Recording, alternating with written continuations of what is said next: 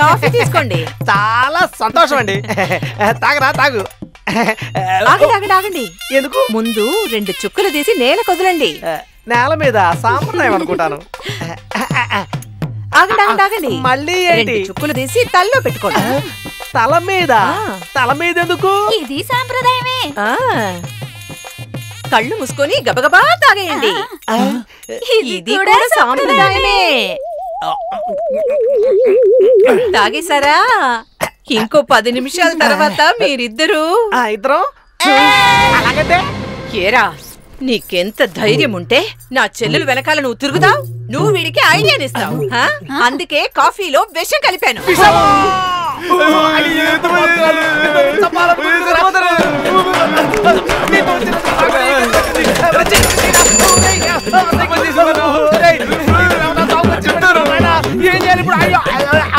పశువుల ఆసుపత్రికి తీసుకొచ్చావు. పర్వాలేదు రావయ్యా, డాక్టర్ మమ్మల్ని కాపాడండి.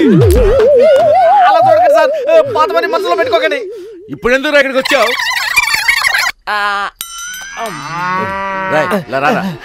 నోరుతారు తాగరా, తాగు. ఏమయ్యా, నువ్వు కూడా అదో టైప్ కనవుతున్నావు ఏంటి? ఇప్పుడు తాగింది విషయం వెలుగుడు మందు కాదు, మరి పేలుడు మందు. ప్రేలుడు మందా? నేను పశువులన్నింటికి ఇచ్చే బేది మందురా. అన్నా ఏదో ఒకటి తాగి కక్కేద్దాం అన్నా. వైద్యం చేయాల్సిందే. ఏమంటున్నావు అన్నా? అవునరా, ప్యాన్ నీళ్ళు కలిపి తాగుదాం పదా. కలుపు.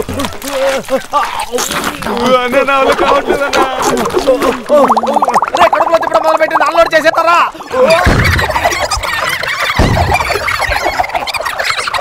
అయ్యో, నడు నిలబట్టలేదు, కాళ్ళు నొప్పులు పడుతున్నాయి.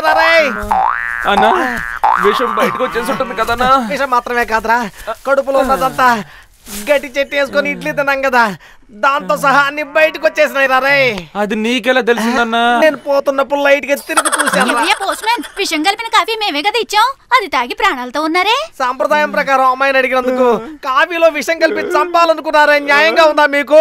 ఇదిగో చూడు, నా చెల్లెలు వెనకాల నీ తమ్ముడు తిరగడాన్ని నువ్వే ఆపాలి. నా వెనకాల పోయేదే ఆపలేకపోతున్నా, మీ చెల్లెలు వెనకాల వెళ్లకుండా నేనేలా ఆపగలను? ఈసారి కలపలేదు, ఇంకొకసారి చూస్తే నిజంగా కలుపుతాను. ఏంటి, నిజంగానే విషం కలుపుతావా? మరి ఇప్పుడు మేము విషమే కలపలేదుగా, అబద్ధం చెప్పాం. ఏంటి అబద్ధమా? ఎంత పని చేశారే? వీరయ్య, నీకు గుర్తుందా? వీడు మీవాడే కదా, అమ్మాయి ఇష్టపడితే వాడు పెళ్లి చేసి పెట్టొచ్చుగా. పెళ్లి చేసి నేను అవమానపడాలా? ఒరేయ్, మీ అమ్మాయి కూడా ఇష్టపడిందిగా, వీడిని మాత్రం కట్టేసి కొడుతున్నారు. మీ అమ్మాయిని ఏం చేద్దాం? గుర్తు లేకుండా మాట్లాడుతున్నారు. నేనే కడుపు మంటతో ఉంటే. ఆపండ్రా, ఎందుకురా అరుస్తున్నారు? రే, వాడి కట్లిపురా.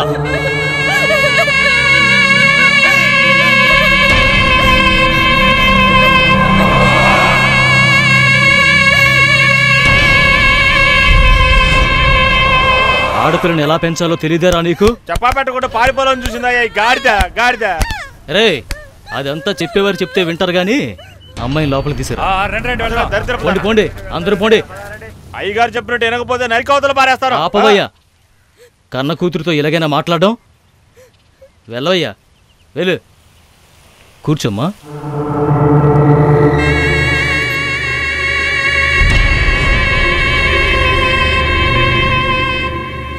ఇదిగో చూడమ్మా, పెద్దలందరూ నీ మంచిగా చెప్తారమ్మా. పెళ్లి చేసుకుని ఈ వయసులో నువ్వేం చేస్తావు చెప్పు? ఏమీ లేదు, రేపు వాడు నిన్ను మోసం చేసేస్తాడు.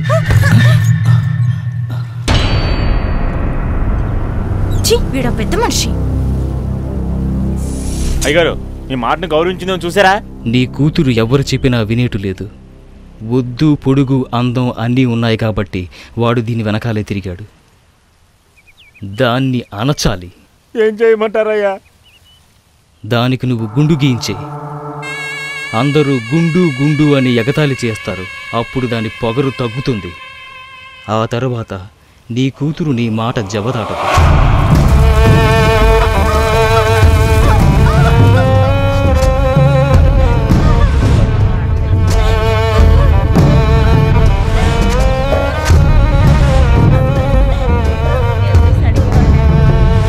ఏంటయ్యా ఇలా చేసేసావు? ఆడపిల్లల పెంచడం చేత కాదు కానీ ఇప్పుడు ఏడుస్తున్నావేంటే? మాధవయ్య బండి కాస్త జాగ్రత్తగా అల్లుడు గారు, గాయత్రి వచ్చేటప్పుడు ఒక్కతిగానే వచ్చింది, ఇప్పుడు ఇద్దరుగా పెడుతుంది. ఏమంటున్నారు మావయ్య? గాయత్రి గర్భవతి అయింది, అది మీతో చెప్పడానికి సిగ్గుపడుతోంది.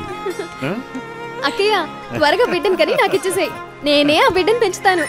నేనేం చేయనే? కవల పిల్లల్ని కను, ఒక బిడ్డను నువ్వు పెంచుకో, ఇంకో బిడ్డను నేను పెంచుకుంటాను. అందరూ వినండి, మన ఊరు పంచాయతీ పళ్ళు చదువు రాని వాళ్ళందరికీ చదువు నేర్పిస్తున్నారు. వచ్చి సంతకం పెట్టడం నేర్చుకోండు. నిన్న మనకు అప్పించిన అతను మా ఇంటికి వచ్చాడు. 2 నెలలు అవుతోంది. పక్కింటి ఆయనకి డబ్బు అవసరం అని అడిగితే ఇచ్చాను. ఎప్పుడురా మళ్ళీ తిరిగిస్తావని అడిగాడు. వడ్డీ తీసుకోకుండా ఇచ్చాడు. తిరిగిచ్చేస్తే గౌరవంగా ఉంటుంది. మా ఆవిడ మొహం మార్చుకుంది. మీరెందుకు జామీన్ సంతకం పెట్టారని నన్ను అడుగుతోంది. తప్పుగా అనుకోవద్దు, నాకున్నది ఇల్లు ఒక్కటే, దీంట్లోనే చిన్నమ్మాయి జీవితం ఉంది. తను పెళ్లి జరిపించేశాను అంటే నా శేష జీవితాన్ని కోవిల్లోనే గడిపేస్తాను. ఈ కారణాలు నేను అతనితో చెప్పలేనుగా. తొందరగా ఏర్పాటు చేస్తే బాగుంటుందన్నా. కృష్ణమూర్తి సుందరం రోజు ఇలా రాసి నేర్చుకోండి. సరే అమ్మా, వస్తానమ్మా.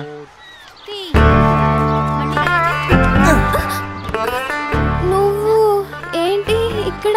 చదువు నేర్చుకుందాను వచ్చాను. నేనెలా? నాకు రాయడం నేర్పించవా భాను? సరే రాయ్. ముందు మా రాయ్. మా ఎలా రాయడు? వా రాసి కొమ్ము పెడితే మా అవుతుంది. వా ఎలా రాయడు? ఏ రాసి తలకట్టు పెడితే వా అవుతుంది. ఏ ఎలా రాయడు? సున్నా రాసి దానికో కొమ్ము పెడితే ఏ అవుతుంది. అది నాకు తెలియదుగా. ఎందుకు వచ్చావు ఇక్కడికి? ఎవరైనా చూస్తే నాకే చెడు పేరు వచ్చేది. నేను రాసిస్తాను, దాని మీదే దిద్దు. ఇదిగో దిద్దు. బా ను మా తి.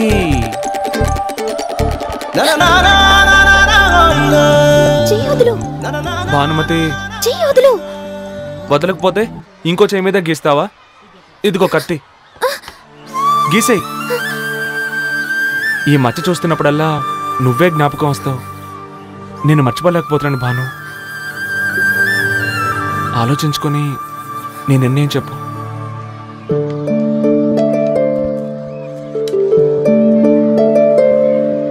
వాడిని ఏం చేయాలో నాకు అర్థం కావట్లేదే.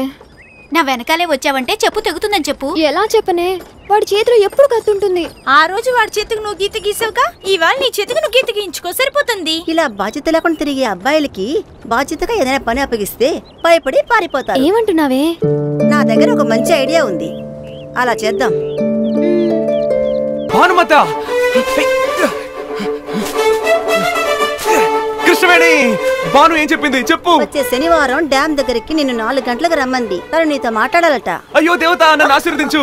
ఇంత మంచి విషయం చెప్పినందుకు ఇదిగో ఈ పువ్వులు తీసుకెళ్ళు. ఇందా.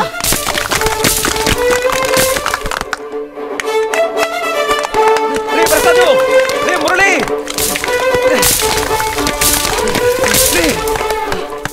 ఒరే మహేష్, ఎందుకు నవ్వుతున్నావు? నవ్వులోయ్ మహేష్ నవ్వులోయ్, కారణమేమిటోయ్ అసలే కదేంటోయ్. ఏదో మత్తులో మదిగం మత్తులో అడిచు పిల్లలా సిగ్గుపడుతున్నావు. అమ్మయ్యో అయ్యో నా బుర్ర చెడిపోయే. సీమ కొబ్బరిలాగా కొండపల్లి బొమ్మలాగా ఒక మాట తను చెప్పేనే. శనివారం 4 సుప్రభాత సమయాన ఒంటరిగా నన్ను రమ్మంది. కొండ గుప్పలాగా ముద్ద బంతి పువ్వులాగా పంచమన్నల చిలుకలాగా పక్కకొచ్చింది. ఆకలిపోయింది, నిద్ర రానంది, ఊహల ఉయ్యలలో మనసు ఊగింది. అయ్యో అయ్యయ్యో నా బుర్ర చెడిపోయే.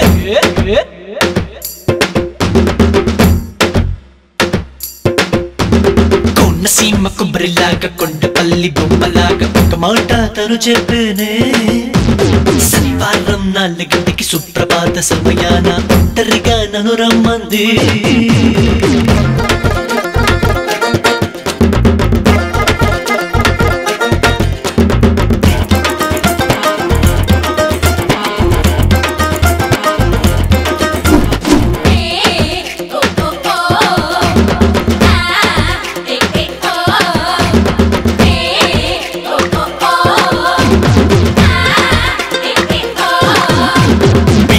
పిచ్చి కలలెన్నో పిచ్చి పిచ్చగా వస్తున్నాయి. పిచ్చోన్ని చేసి మరి సరదాలు తీర్చుకున్న లేతకు పరి నీరులాగా దాహం తీర్చుకున్నది. పాత చింతపండు చాప పులుసులాగా ఉన్నది. పిడిక పట్టి నిప్పులాగా నరాలన్నీ ఉష్ణము.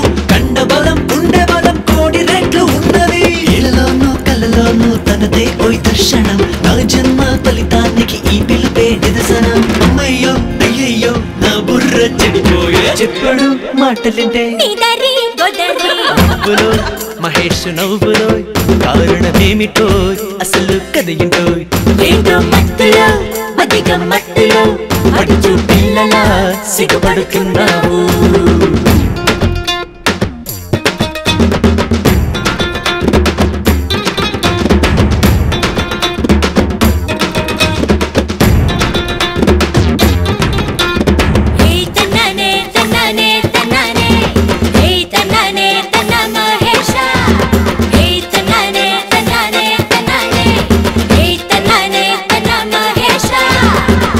రాని వాడనని పలువురున్నారు. భవిష్యత్తు పోయనని ఎగతాళి చేశారు. దిక్కుమాలి నోడనని నాన్న కూడా తిట్టారు. తమ్ములేని వాడనని బాబాయ్ కూడా అన్నారు. ఎవరన్నా సరే నాకు లెక్కలేదులే. నా రాణి నాదాయే అదే నాకు చాలులే. కొంత గొప్ప నాకు కూడా ప్రేమించడం వస్తుంది. అయినా సరే అయ్యయ్యో ఒళ్ళంతా అనుకురో. అమ్మయ్యో అయ్యయ్యో నా బుర్ర చెడిపోయే.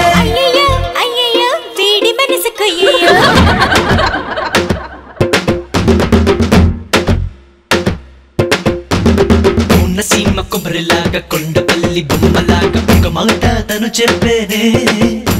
శనివారం 4 సుప్రభాత సమయాన ఒంటరిగా నన్ను రమ్మంది. కొండ కుప్పలాగా ముద్ద బంతి పువ్వులాగా పంచవన్నెల చిలుకలాగా పక్కకొచ్చింది.